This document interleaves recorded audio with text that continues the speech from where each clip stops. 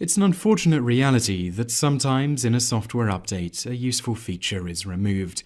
This was the case with the Table of Contents feature in PowerPoint 2010. This tutorial will show you another way to create a table of contents in PowerPoint. Open the presentation that you want to add the table of contents to. Here we have a very simple 4-slide sample presentation.